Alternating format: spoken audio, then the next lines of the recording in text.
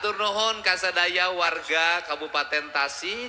Mugia wengi ieu janten jalan Kajemaran, jalan Kamulia. Dan upami sim kuring teu tiasa patarema panangan sareng sadayana kumargi suur pisan nu hadirna. Hapunten bilih anu kadupak, nu kasigeng, nu kabadug, nuju ngalangkung tadi.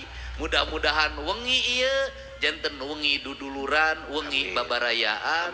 Mudah-mudahan sim kuring tiasa nanyeurkeun kajujuran, kabeneran jeung keadilan pikeun sadaya masyarakatna. Hapunten upami teu acan tiasa ngabagjakeun ka sadaya masyarakatna, mudah-mudahan urang kapayuna sabilulungan paheyeuk-heyeuk leungeun pantai ampai tangan gemah ripah repeh rapi Jawa Barat istimewa.